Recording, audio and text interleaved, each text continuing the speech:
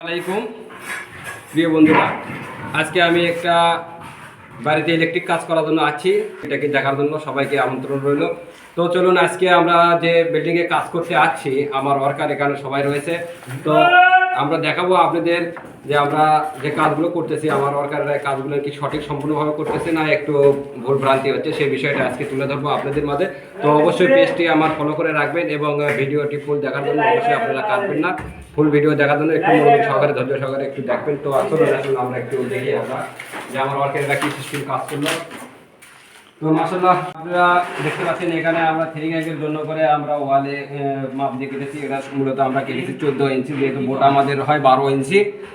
তো এর সাইড দিয়ে আমরা লাগিয়ে কেটেছি, এটা আপনার পাইপ আসবে। তো আমরা পিভিসি আপনার বালতি ফাংশন তলা লাগাবো, যার জন্য করে সাইডে দেওয়া আছে। যদি মাঝখানে বরাবর দিই একটু আমাদের সমস্যা হবে, কাজ করতে অসুবিধা হবে, যার জন্য এটা আমার একটু সাইডে রাখছি।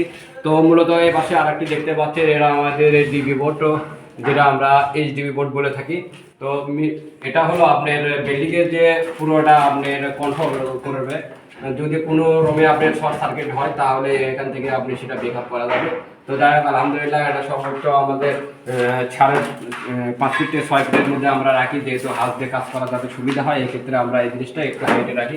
মাশাআল্লাহ, দেখতে পাচ্ছেন খুব সুন্দর একটি কাজ হয়েছে। তো যাই হোক, আলহামদুলিল্লাহ আমরা একটু আমার ভেতরের দিকে যাই, দেখি কি অবস্থা করে রাখছে। তো মাশাআল্লাহ, এখানে দেখতে পাচ্ছেন মোটামুটি এখানে কনসেপ্ট ফলন হয়েছে। তো দেখতে পাচ্ছেন খুব সুন্দর একটি কাজ হয়েছে। তো মূলত এটা একটু সাইডে রাখছে, এই কাজটা সঠিক হয়েছে। যদি একটু আমরা মাঝখানে দিলাম নি তাহলে একটু সমস্যা হতো। তো যাই হোক, আলহামদুলিল্লাহ ফুল কাজটি খুব সুন্দর এবং গুরুত্বপূর্ণ হয়েছে। তো এখানে দেখতে পাচ্ছেন একটি কাজের একটু আমাদের সমস্যা হয়েছে, কারণ এর একটি ভ্যানিলেটার। তো সো এখানে ভ্যানিলেটার হবে না, এখানে একটি গ্যাস ফ্যান হবে। গ্যাস ফ্যানটি একটু সাইডে দিতে হবে, কারণ পাইপের মাঝখানে পড়ে গেছে আর মাপটি সঠিক নাই, একটু মাপ বড় হবে। তো মাশাআল্লাহ, এখান থেকে আমাদের এখানে আসবে একটু আপনার ইসির লাইন। তো সব সেখান থেকে আমরা একটু পাইপ দিয়ে আমরা নিচে আনছি। এটা হলো আমাদের আপনার বেড সুইচ। বেড সুইচ সাধারণত আপনারা 3 ফিট উপরে দেবেন। সো বেড সুইচ যখন আপনারা করবেন বেডের উপরে 3 ফিট রাখবেন, কারণ বেডটি হয় মূলত আপনার 20 ইঞ্চি। এজন্য করে আপনার সর্বোচ্চ আপনি 3 ফিটে রাখবেন। তো 3.5 ফিট দিলে কোনো সমস্যা নাই।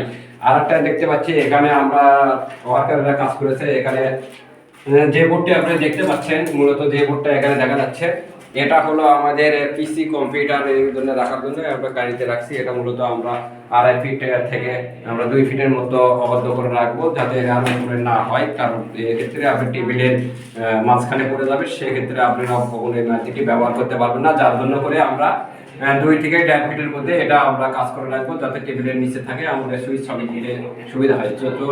চলুন আসুন আমরা আরেকটা দেখি এর কি অবস্থা কাজ করে রাখছে। যেহেতু এখানে বাথরুম এবং রুম আছে, অ্যাটাচ বাথরুম।